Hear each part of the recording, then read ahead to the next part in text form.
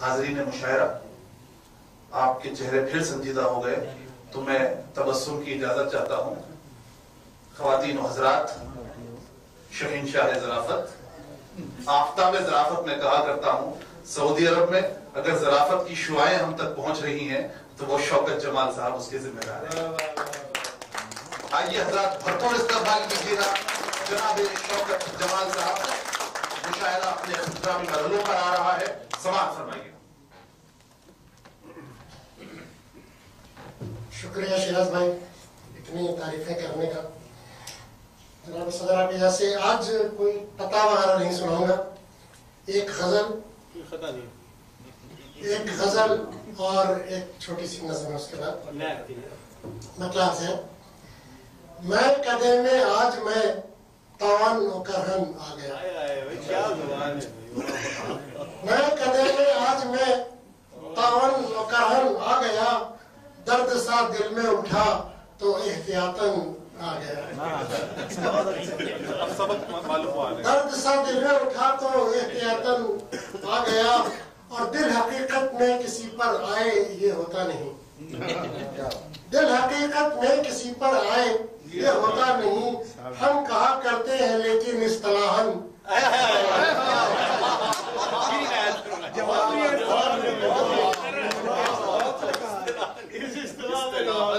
दिल हकीकत में किसी पर आए ये होता नहीं, हम कहा करते हैं लेकिन इस्तिलाहन आ गया।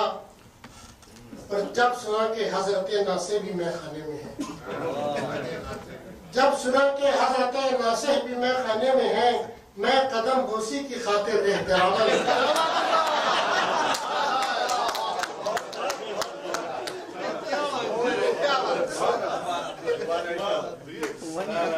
जब सुना कि हजरत नासिर भी मैं खाने में है, मैं कदम बोसी को उनकी एहतराम आ गया। शेर सुने कि अपने घर आने से उसने मुझको रोका था मगर, अच्छा मगर अपने घर आने से उसने मुझको रोका था मगर, गैर जब आया तो मैं भी ये एहतिजाजन आ गया।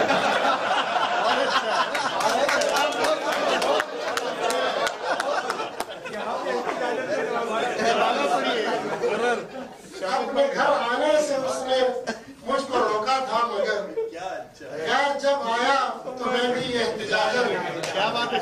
और आखिरी शेर है तो चाहूंगा कि इश्क करने के लिए लाजिम है इसकी मश्क भी,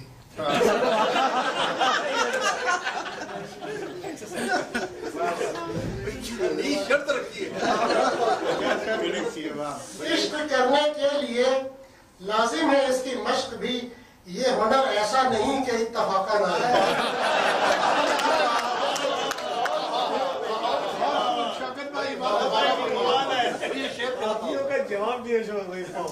इश्क करने के लिए लाजिम है इसकी मश्क भी, ये हुनर ऐसा नहीं कि इत्तफाकन आ गया।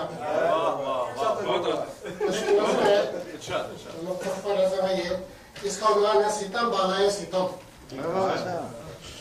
मोहब्बत के जिनका पड़ा सर पे साया, रुए में जबी कोई दिल में समाया।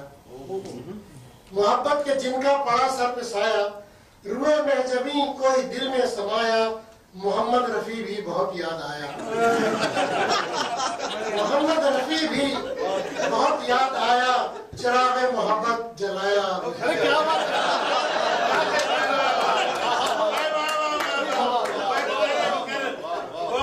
मोहम्मद रफी भी बहुत याद आया, चिराग मोहब्बत जलाया बुझाया। अजब रोग खुद को ये मैंने लगाया, कि आराम सुख चैन सब कुछ गवाया। मदद को मगर मेरी कोई न आया, मदद को मगर मेरी कोई न आया। न खालू न मामू न चाचा न ताया,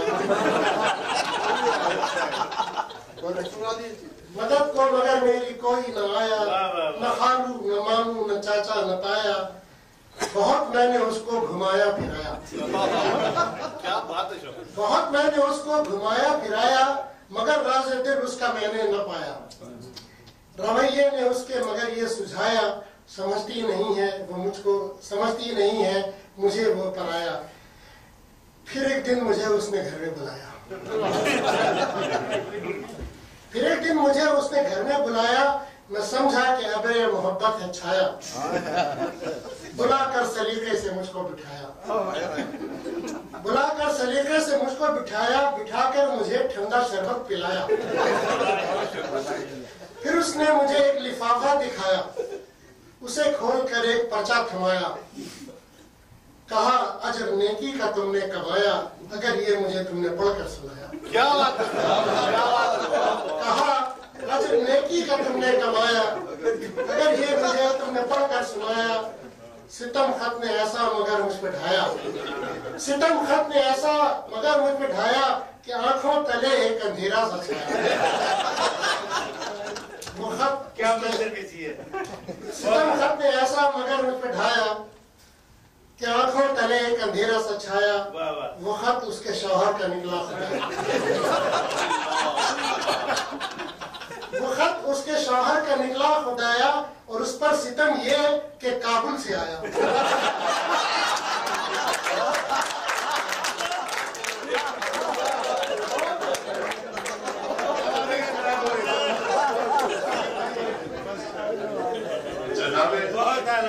जनाब शौकत जमाल साहब ने,